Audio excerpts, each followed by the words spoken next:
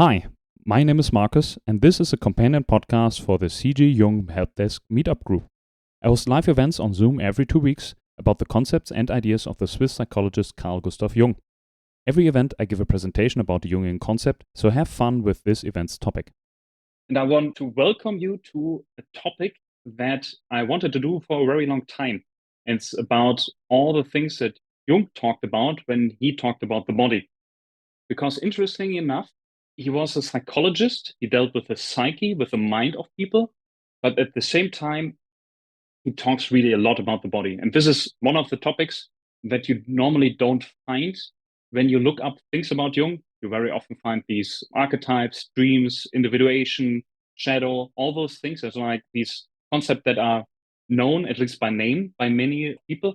And through my exploration into the works of Jung, I encounter certain concepts where I thought, oh, this is really interesting and nobody is talking about that. So what I've been doing for the last 2 years was building a kind of introductory course where I talk about these topics of archetypes, dreams, individuation, or synchronicity. And now I want to go into really specific, very little known topics of Jung to explore what they are. And he's great with ideas.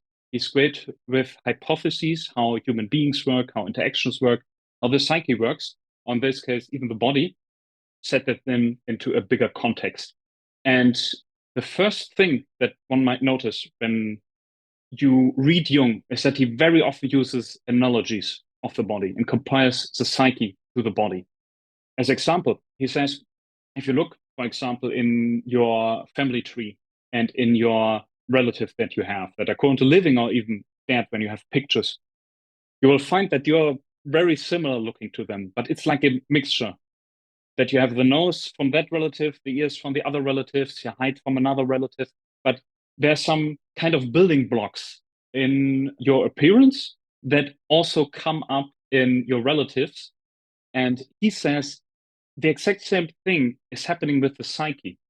How you are structured internally is also similar how your immediate relatives or your family are structured internally. It's not only a mix of match of your physical appearance, but also of your psychology coming up. So he really says that they're kind of family spirits or family psychology that are coming together in a child, mostly through the parents, so the mother and the father, that he's saying like it's the child is not the child of the mother and the father, but rather of the whole family. So this is why children can be so different. It uses just the analogy of the body because it's very graspable. The body for us, as an example or an analogy, works way better than the psyche because the psyche, it's dark, it's muddy, it's even hard to perceive in many cases. This is why we did not have psychology for a very, very long time in human history and science and recording, but rather this recent phenomena of describing the psyche and psychology. And he tries to make it very graspable with a lot of examples.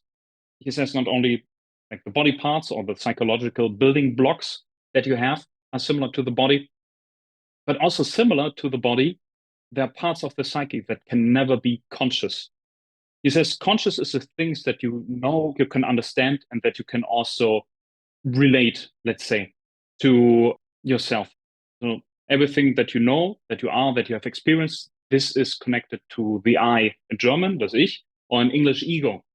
But he says that some things that can never really be integrated, understood, be known in the psyche, similar as a body. You have a body, you live in a body, but at the same time, what you actually experience from the body is very, very little.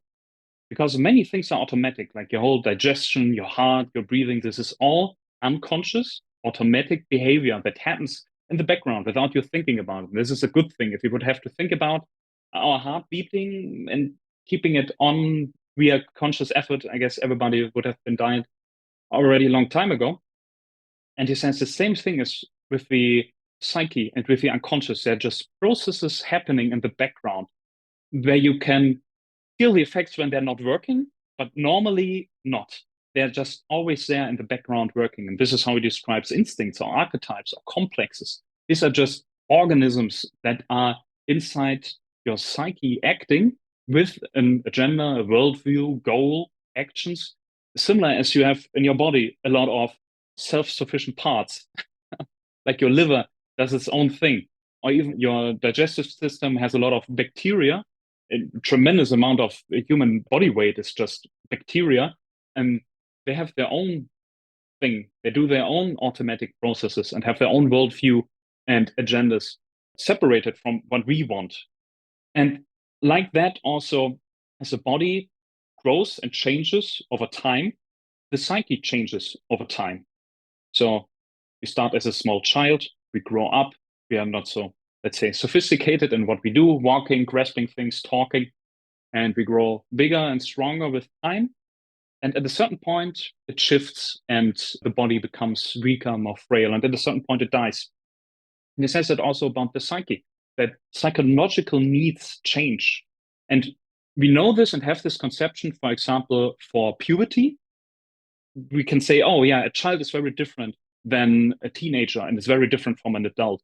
But what Jung also talked about a lot was that our psychological needs change, and it does not stop just because we hit 18 and are through puberty. But there's also things later, like beyond the age of 40, that just our psychological needs change. And this is how we have to restructure our life. And this, again, is easier to explain with the body because it's more visible, it's more graspable.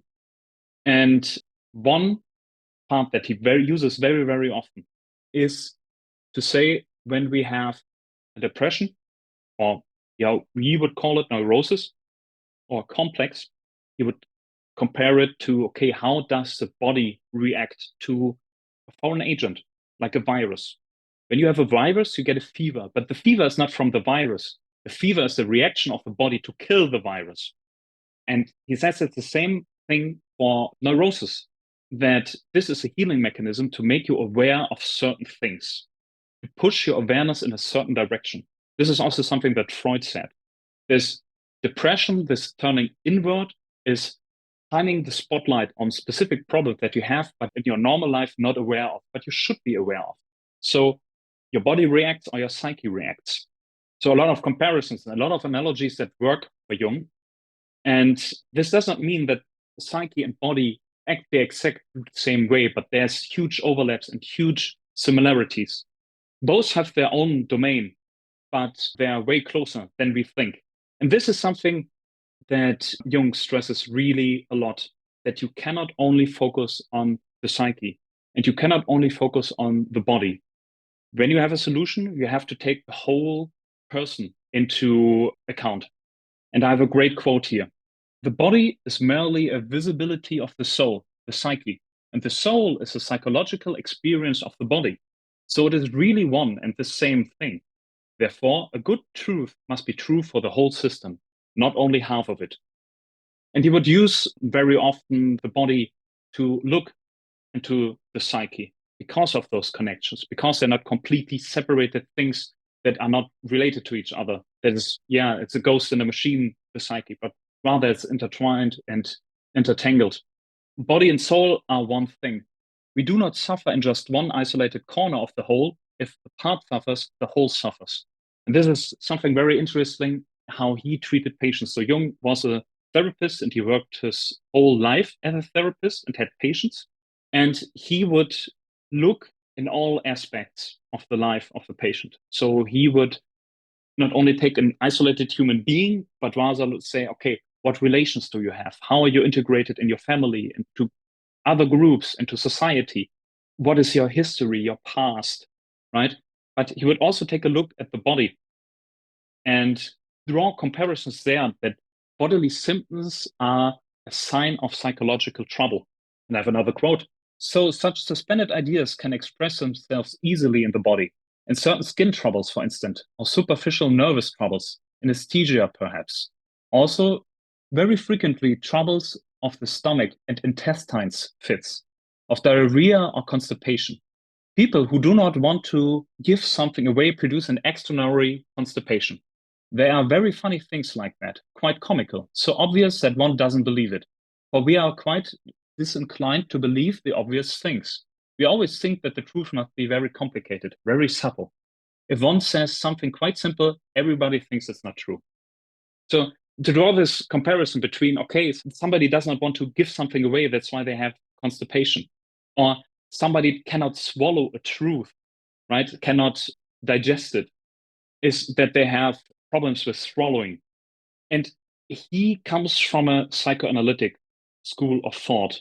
He worked a long time with Freud and was very intertwined with the psychological school in the beginning when it came up around 1900. And this was around the time when psychology came up and also the understanding of human troubles changed. So in the past, when somebody had psychological problems, what we would call psychological problems today, then they would act crazy, weird, strange. The go-to theory was a materialistic one to say they have brain damage. So something in the machine is broken. This is why the ghost in the machine is not working. He did not believe in that because he worked also as a doctor or in a clinic, and he would observe the autopsies and see that people with schizophrenia, what back then was not known as schizophrenia or psychosis, had perfectly normal looking brains. They were not really damaged in any visible way. So there already his thought processes started to say, okay, there's troubles that are not purely bodily, but psychological. And this is what Freud proved with his talking cure, that you can talk with people through their problems, that you, on a psychological, cognitive, intellectual level, can solve their problems, that even their bodily symptoms go away. So there is an interaction between those, but it's not only one way. It's not only there's something wrong in the body, this is something then wrong in the mind, but rather it's something that is wrong in the mind that causes bodily problems. And you notice that the bodily problems of patients would disappear when their psychological problems treated correctly and were solved. This interplay between the mind and the body and looking at it, I have another quote for it. When the field of consciousness is limited, the body plays a great role. People who are enamored with themselves are extremely conscious of their bodies. They attach tremendous importance to how they have eaten, slept, digested, or what impression they have made on others. They tend to connect their complexes with the body. Inner conflicts appear to them in the form of physical illness. And this is one of the complications that Jung brings up again and again with the psyche, that psychological problems are not immediately obvious as such, but they are never really gone. He sees the psyche as an energetic system, and this energy needs to go somewhere. So if it's not taken care of in the psyche, then it comes up as a problem, for example, in the digestive system. But even to the degree to saying, okay, everything you're not dealing with, but you should, is happening around you in certain situations. And he uses this example often in complexes. Complexes are these small autonomous forces in the psyche that interfere with conscious goals. This very well-known example of the Freudian slip, where you give away a secret, something you do not want to tell, by misspeaking. He says, this is a complex. This is something acting through the body and producing a certain result that you did not intend. And similar complexes create accidents, that you are suddenly clumsy in an important situation, that you hit yourself or have an accident and get hurt, basically, just to draw your attention to certain problems that you have not dealt with. So for Jung, like always, everything is connected, and through the weirdest ways, consciousness must deal with it. Like you as a person have to contend with the fact that maybe the things that are happening to you are because you have not dealt with something, even if they look not really connected.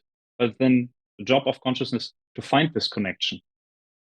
And in the worst case, of course, this can result in a complete disassociation with the body. That people, for example, believe that they do not have a shadow anymore, like shadow on the ground, or that they have no weight anymore. And he says that a lot about intuitive people. And I did an event 1 month ago about intuition. I can highly recommend it. And I want to use a quote from there again. One sees that, for instance, with very intuitive people. They are always tempted to live beyond themselves because they know so many possibilities that they can almost live in them as though they could live in like that, disregarding the actual possibility, the actual facts. So the typical disease of intuitive people affect the abdomen because that corresponds with the earth. If you neglect the earth, you neglect the abdomen, and you may get ulcers in the stomach, for instance. The body always takes its revenge when disregarded. So a little bit like, let's say you have an apartment, you have a pet dog. If you do not take care of the pet dog, it will turn to a very unfriendly dog quickly. If it does not get food, if it does not get out, if it's not played with, it starts acting up, similar as the body acts up. It's its own systems, not necessarily as an extension of the psyche, but as a part, as a partner, something you cannot get really rid of, but you have to contend with it and find out how to work with it. And this connection that Jung sees between the psyche and the body, the psychological model for Jung is, if you think in layers, like in the very top layer, on the surface where the light is and what is visible, is your consciousness. And this is also your most individual part because it's the sum of all your experiences and of your personality and everything that happened to you and you can do and you know and so on. It does not get more individual than that, especially when you think about dreams. And you're the only person in the world and of all human history that experienced your dreams. There's nothing more subjective or more personal. And below that, for Jung, comes the personal unconscious. Those are the things that are in the dark that you do not want to deal with, or you don't know yet how to deal with. As I said, you develop as a child in your body, but also in your mind. So you're not your whole personality when you start out. And I think everybody would agree when you're a child, you're not you yet, but you're on the way there, and you will develop over time through teenage years and adult years and become more and more yourself and more your full potential and personality. And this normally is in the personal unconscious. So everything that you could be and could know and could do, but cannot do quite yet, either because you have not learned or you have pushed it aside because, for example, you're very extroverted, but grew up in an introverted environment in your childhood home. Then those things are pushed down and repressed, or like trauma or strange experiences.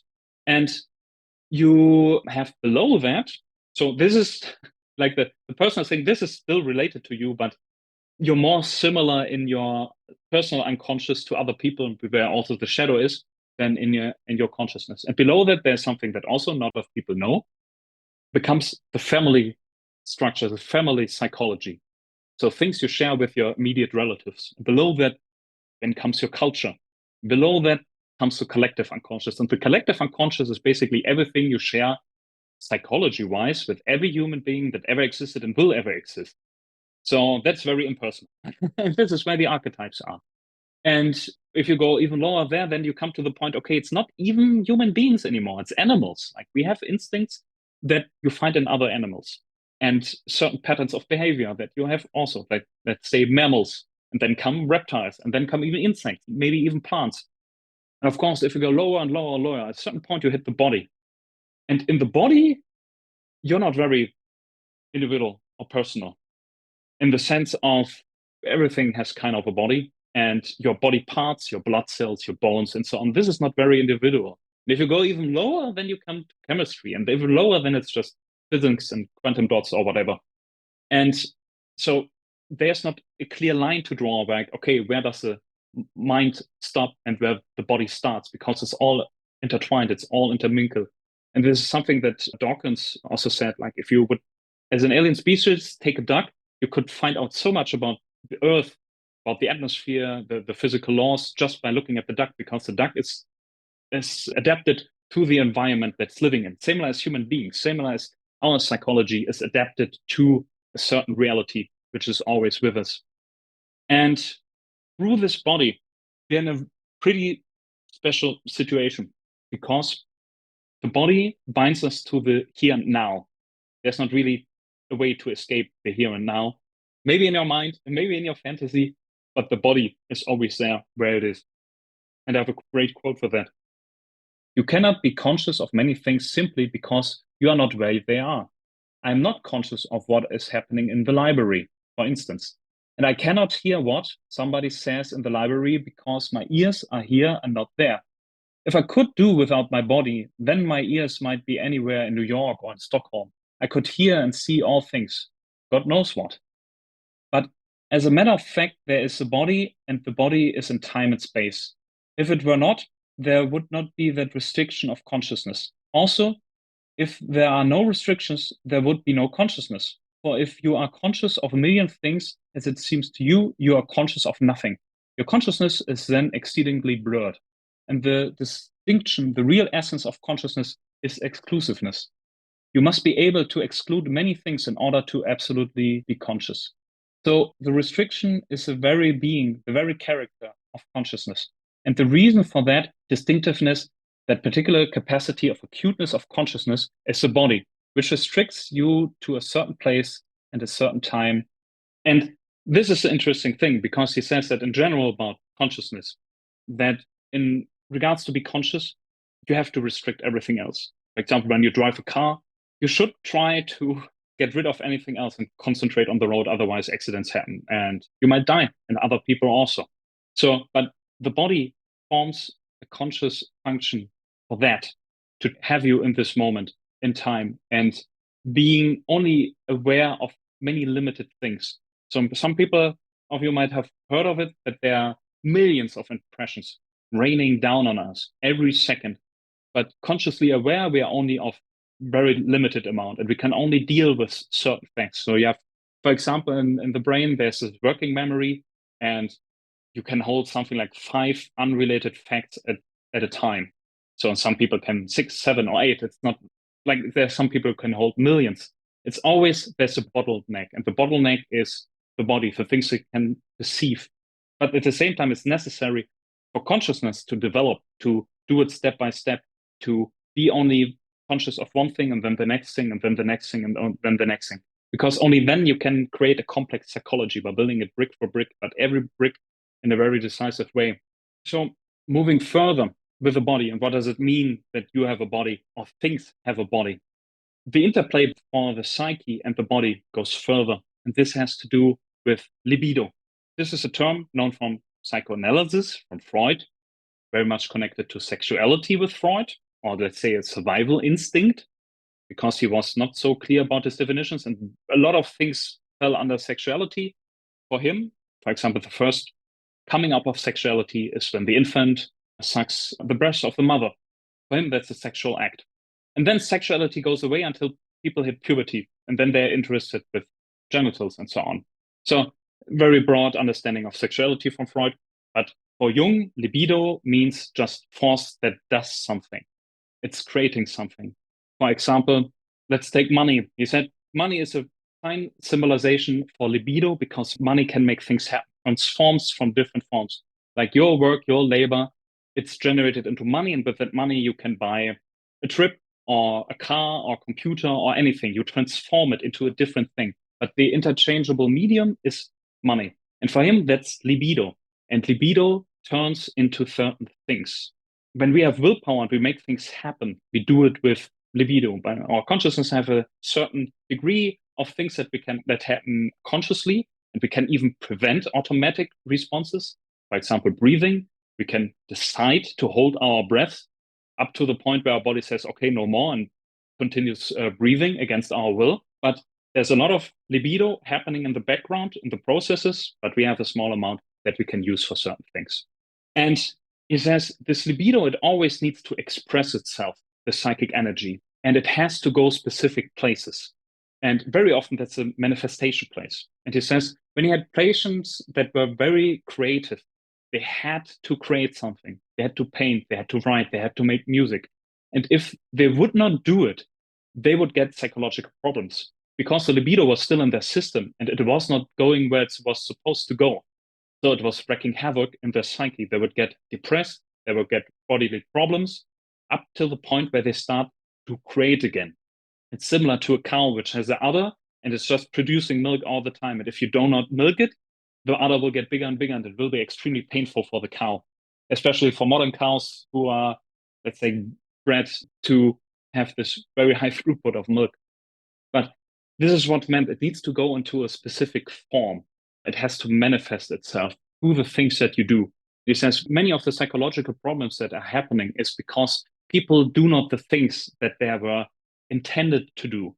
For example, there are certain life tasks that people should move toward. He says this was very clear in psychoanalysis, getting people out of the basement of their parents, that they should establish a relationship with a partner of the other sex, then also establish themselves in a society and all these things. And if they would not do it, this libido would go backwards, regress, activate their childhood memories, or just acting up in the system, create problems. So the trick is to find out where the libido should actually go. And the reason for Jung why these things, as I said, need to go into the body or even the environment has to do with people have to contend with it, as I mentioned it. So people believe things rather when they're happening physically around them than when they're happening psychologically in the background. Because then people also pointed out like, oh yeah, I've always stomach problems. You always trip and have accidents. You always misspeak. So something is up. And similar as I talked about in the beginning, when Jung uses the example of the body, this is something that people can understand. But with the psyche, it's more difficult. And he says things have to manifest so that you can actually interact with them. This is why he says the shadow or anima, these very abstract concepts, which are just manifestations of deeper psychological processes, has to do with the fact that you need to be able to interact with them. Otherwise, it's foreign, it's very strange, it's not graspable. He noted that when his patients have problems, he would very often let them draw, which has nothing to do with the artistic inclination of the patients, but rather with the fact that they need to put the libido somewhere. They have to manifest it in some kind of external thing. And when they would draw it, it doesn't matter the quality, just the drawing part of manifesting it. This already created order in the psyche. And this was a kind of relief because it came outside. This is why he also very often called secrets a very big problem, because then it's bottled up inside of you. Very often things that should not be bottled up, but rather things that should be communicated with other people or clarified with other people. And this is why the bodily is a necessary stage of psychological development. Like you cannot develop your psyche just with yourself alone in your head, in your apartment and living room, but it has to be with other people and it has to be with the bodily and with the all earthly. And how would the psyche represent that? Because the psyche represents kind of everything, especially in dreams, fantasies, manifestations, visions, hallucinations. And that would be, as I chose the picture of this event, the earth. So everything related to the earth in a dream, for example, very often has to do with the body. Also snakes, because snakes live in the ground, then come out. This is then a reminder to use analogies. Not only Jung used analogies, but he said the whole psyche is set up like this. Use analogies, very often of the distant parts of the collective unconscious, to remind people of certain things. It makes them aware of something. And for Jung, this was such a big thing, this contending with the body, that he chose the word shadow for that, for this dark part you need to interact with. Because very often, your consciousness, you're the intellect, you're the mind. So the body is the other part and it's the other. So he said, the shadow is a part that's always on the ground. It's always in contact with there. And this slightly invisible part, but it's always with you. So this was one of the reasons why I used shadow as a term to describe this dark part, not only because it's dark, but also because it's always close to the ground. So what does it mean in a broader context of humanity and how humanity developed? Because interestingly enough, in the beginning of psychological development of humanity, he said, looking into hunter-gatherer societies or pre-scientific societies, superstitious societies, what he called primitive societies, also, you see that the seat of consciousness for them is very often not the head. And it's so cool. You know the word schizophrenia, and I mentioned it before, the severe psychological condition. It comes from schizo and phrenia, which are Greek terms. Schizo means split, and phrenia means this diaphragm, what you have under your that are the reason why you can breathe, because this muscle is then moving. And this is because the seat of the mind for the Greeks was there. It was way down lower. And he's noticed that when he talked, for example, in people in Africa or South America, that they would point rather to the stomach or to the heart when they talked about the mind and where consciousness sits. And the reason for that is very easy and convincing, because you feel stuff there. You feel stuff, emotions in your stomach, and you feel them in your heart, which is immediate feedback. Like, I'm afraid, so I have a bad feeling in my stomach, right? I'm nervous, so my heart is racing. So it makes sense to have the connection to that, to say, the differentiation between mind and body is not really there. This is a pretty modern, a new thing. but rather it's like, oh, the feedback coming from there. So this has to be where the seed is of those experiences. And this is how humanity started out, but things moved up and up and up, up and up to the head, where we basically feel nothing. Like even the brain does not have pain receptors. This is why you can have brain surgery while being awake because you don't feel it. So I guess it hurts when you put up the skull, but otherwise, like there's no feeling in the brain. Headaches are another topic, but some quotes.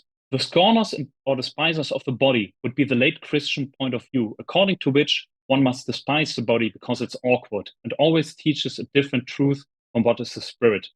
The body must be repressed or controlled, pressed into certain forms, and one must not listen to its teachings.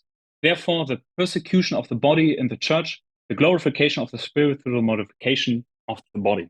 And this is seen from a Christian point of view. Christianity is very spiritual. It discounts completely the bodily, earthly existence, material possessions, and so on. And again, being kind of one-sided, but a necessary developmental step to say, okay, focus on one thing and then focus on the next thing. And interestingly enough, you have it, of course, also in Eastern religions. They say, oh, everything is an illusion. The body is an illusion in Eastern spirituality. And the problem of the body, because it's foreign, it's not even part of the immediate psyche of consciousness, makes it so difficult to experience through basically our psyche and psychological apparatus. Another quote, being in the body, you are caught. Therefore, the body is such an awkward thing. It's a definitive nuisance. All people who claim to be spiritual to get away from the fact of the body. They want to destroy it in order to be something imaginary. But they will never be that because the body denies them. The body says otherwise. They think they can live without sex or feeding, without ordinary human conditions. This is a mistake, a lie. And the body denies their convictions. And a new religion is always apt to disregard the body. Protestantism is more dangerous than Catholicism, which is older and takes the body into account. And this is so interesting when you think about it in the modern context, because this was a huge topic years ago in Silicon Valley about like singularity, that you upload your mind into a computer and then you live forever. This getting away from the body, the awkwardness and the strangeness of the body and the experience of the body, put it somewhere else, is such a interesting thing then happened to pop up again, especially as many of these things Jung talked about 100 years ago. But he's talking about basic psychological conditions and functions. So of course they will pop up again and again and again. It's just a phenomena that will repeat itself like an archetype and come up and again. Especially as today we have a lot of control over the body. We can change really a lot of things because we understand it way better. So, for example, this topic of transgender that came up in the recent years, to say like, oh yeah, this is not actually my body. My body is different. Like my mind is different from my body. And let's change it through surgical means and medication and so on. This is all possible to make it look or feel like that. The thing that I want for my brain, from my, let's say, conscious understanding how the world should be and how I should experience it. It's just an interesting thing to have it then popping up again that people try to escape their body because it's easier just to think in like psychological conscious realms. But he said it's already a huge step up in the development of human beings and of culture, especially Western culture, to rediscover the body. When I read that, it really brought me to thinking, and I will read it to you. Nowadays, we begin to admire the body again, and we are no longer afraid of admiring the beauty of the high mountains and the sea, or the beauty of the woods and the springs and the valleys. We even think we find God in nature. We go to Uetliberg and to see the sunrise. Unfortunately, the thing is too far to the other side. People are fanatical. There's now the cult of nudity, what one calls in Germany Nacktkultur.